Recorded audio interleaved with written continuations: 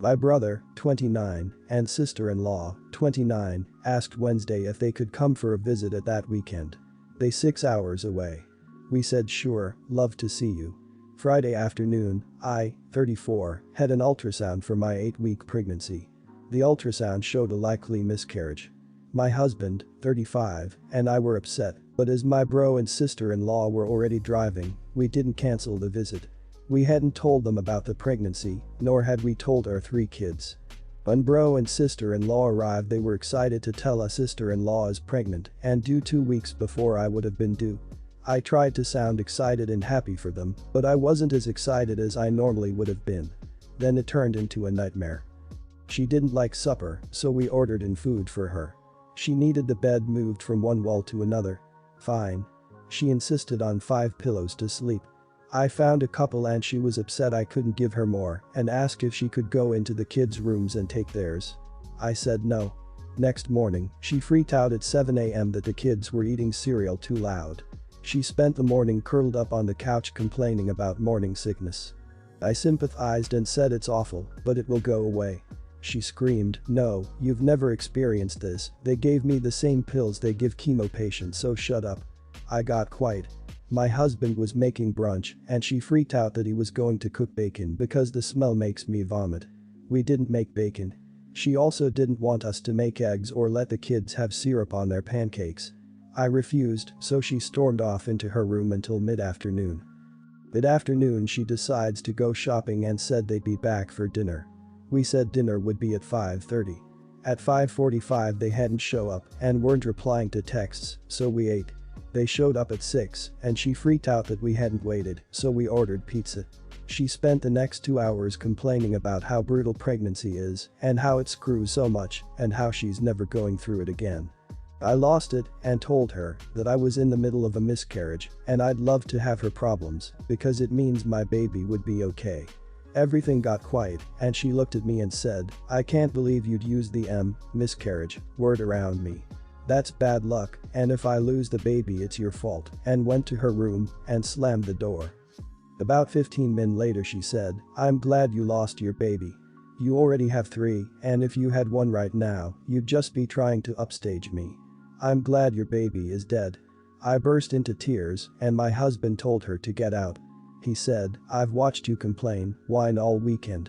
We stayed quiet about what was going on with us because we thought you deserved a chance to enjoy sharing your news. But this is enough. Get out now." She started screaming about how we are the idiot while my brother packed their stuff and they left. So, are my husband and I the idiot? Not the idiot. Is this unusual behavior for your sister-in-law? I can't imagine being so entitled when visiting a relative. Her behavior was unreasonable all weekend while you and your so attempted to accommodate her. There is no excuse for the way she spoke to you, and you are in no way an idiot for enforcing boundaries. For example, someone who is being incredibly disrespectful and doesn't live here has to leave.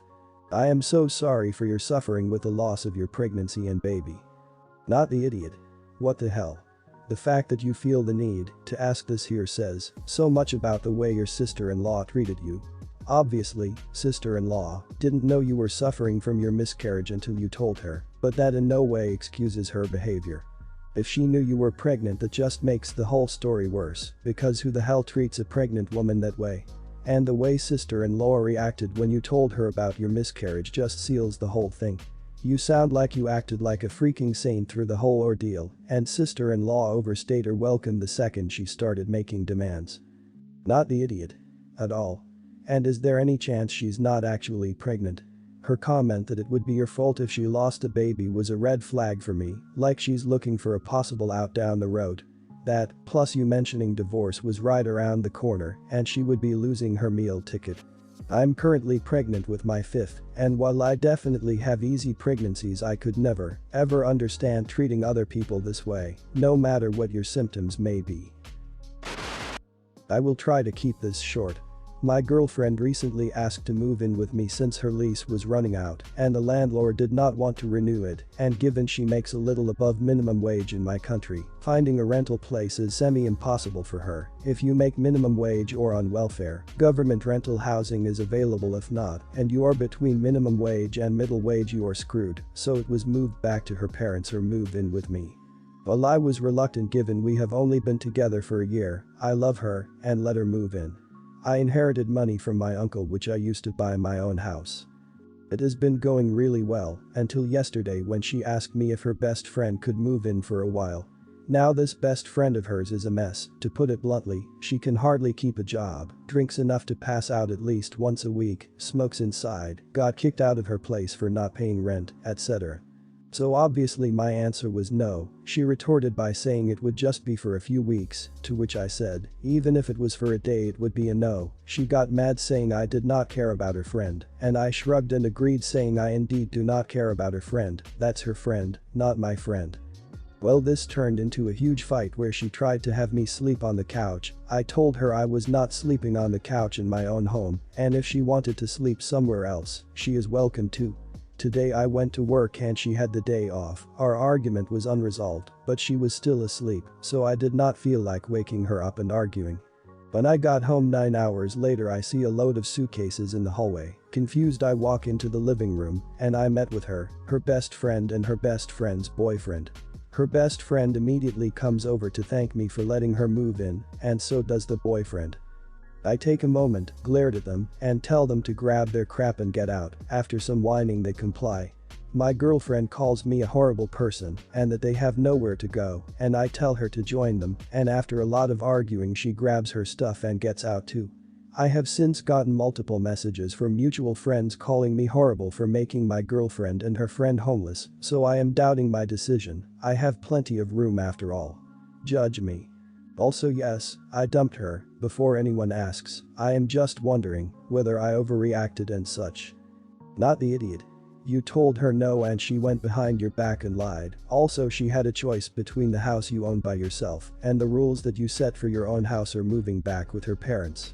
How much do you want to bet she went right to her parents? Also, if the friend was there with her boyfriend, why didn't she just move in with him?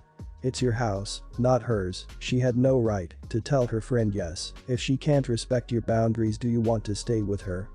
Not the idiot.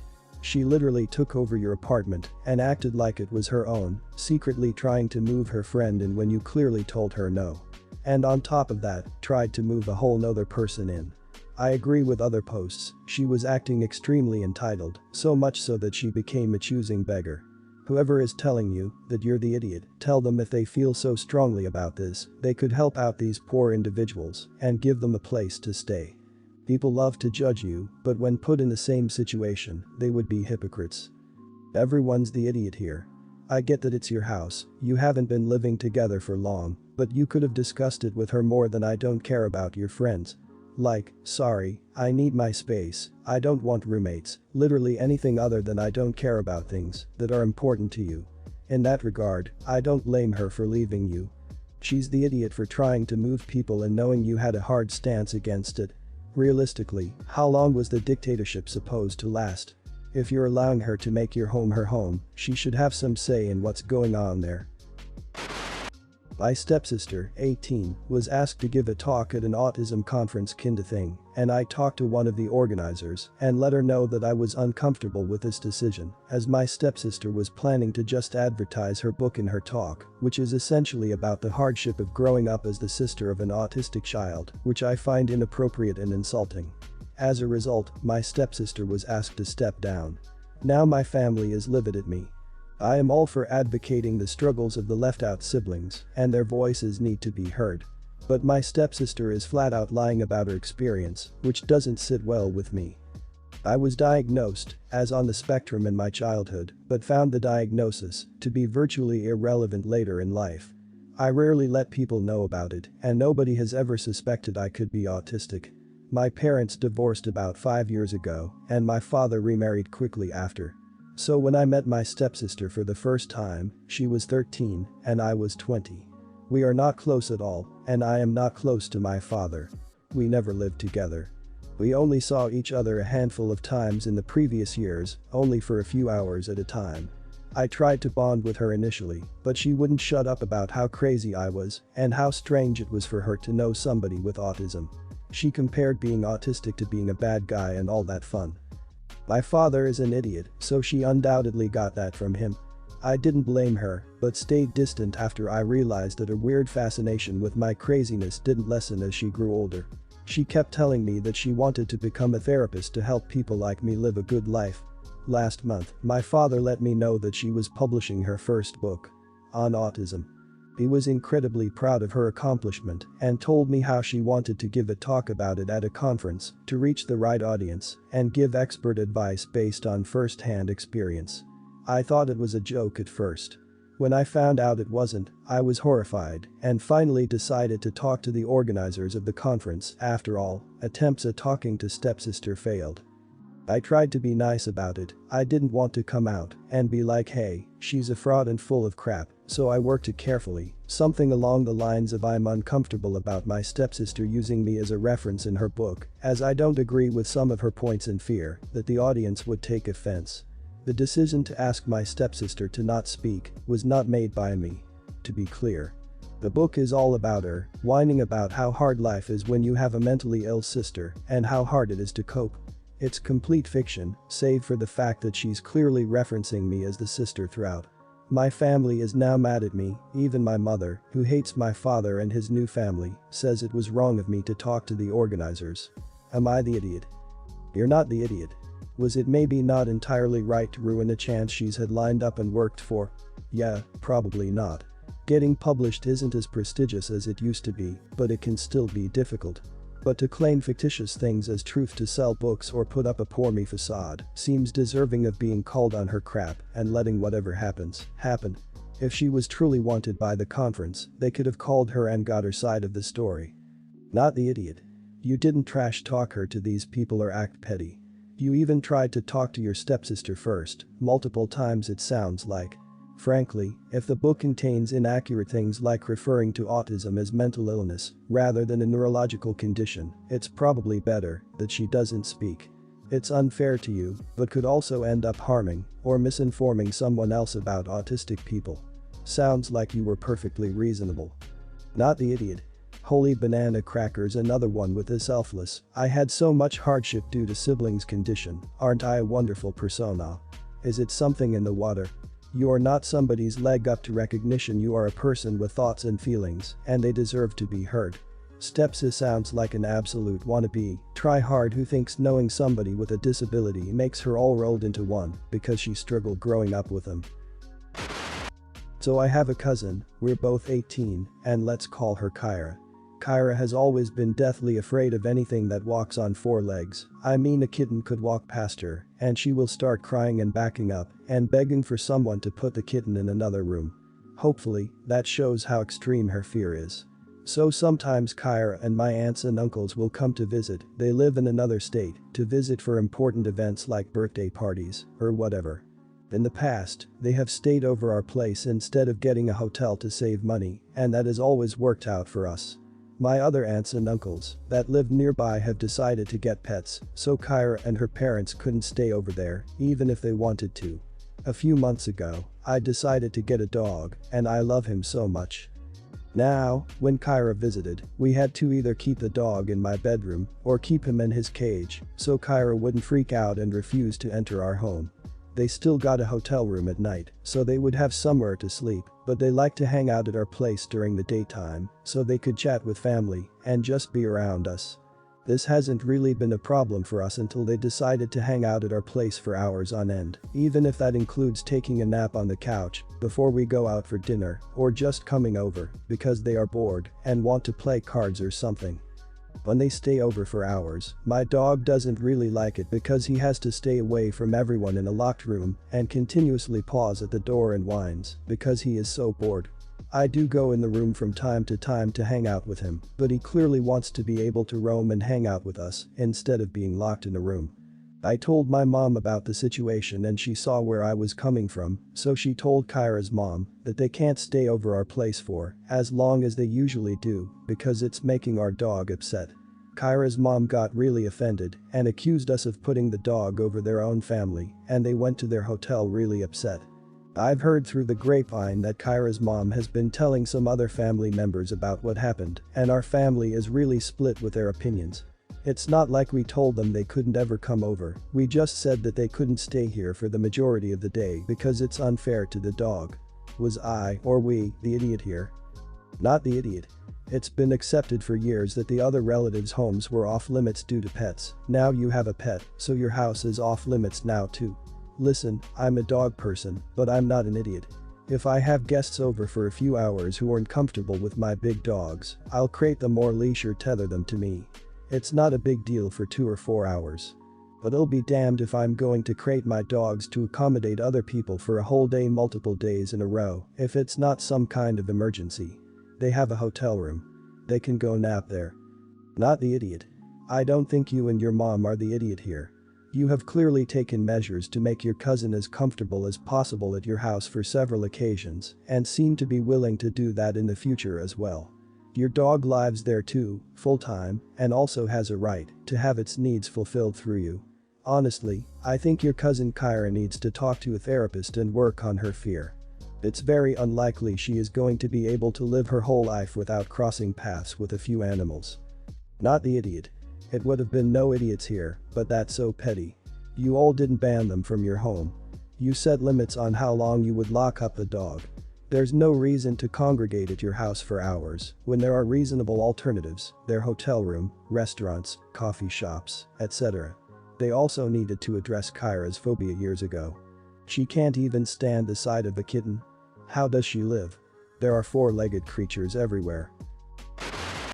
A few days ago my daughter, 17, was going on an outing to a coffee shop, wouldn't tell me what shop, and I asked her to take her brother, 9, and she said no. Also, this is allowed.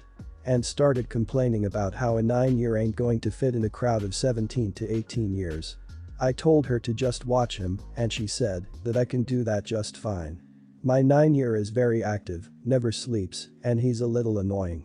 I needed a break that day, just for an hour or two. My daughter started arguing with me, and in the end when I threatened to ground her, only did she leave. She came back 2 hours later and there was a French coffee in her hands and this Oreo blizzard in my son's. My son gets even more active after eating sugar and doesn't even sleep. I yelled at her and said she wasn't supposed to get him anything, and she said that he wouldn't stop whining and that he's been eating fruits for the past week, so he deserved a drink and he's not gonna die. I'm sure she did it to spite me. I didn't ground her or anything, just sent her to her room, and my son is sad I took his drink away. I don't want my son to have cavities, he already has a sweet tooth. Am I the idiot? You're the idiot. You can't complain you need a break and force your daughter to take him somewhere and complain when she gets him something. Unless you specifically said to her don't feed or give him a drink, which would have been weird. She was doing it to make him more manageable, which clearly you said he's a bit much. He's your child, not your daughter. It's your job to deal with him when he's hyper or annoying, not hers. You're the idiot. There's already a bunch of comments about how your daughter isn't free childcare, which is absolutely true, but also, you force her to take your son with her, then gets mad that she got him ice cream. You said that she wasn't supposed to get him anything, and on paper, it's easy to not get a kid something. As a 17-year-old trying to hang out with her friends, forced to bring her very active and a little annoying little brother with her, how is she not going to get him something? If you don't want him to have stuff, watch your own child. You're the idiot. Wow. I don't even understand how you would think you were right in this situation. You have a difficult child, and for you to pawn him off on your other child when she has plans with her friends is just rude. Do you really think it would be okay for her to sit and eat or have coffee with her friends and him to just sit there and watch and not get anything? If he got home and complained that everyone got something but him, would you have yelled at her for that too? If you don't like the way a 17-year-old kid takes care of your 9-year-old, then don't dump him on her.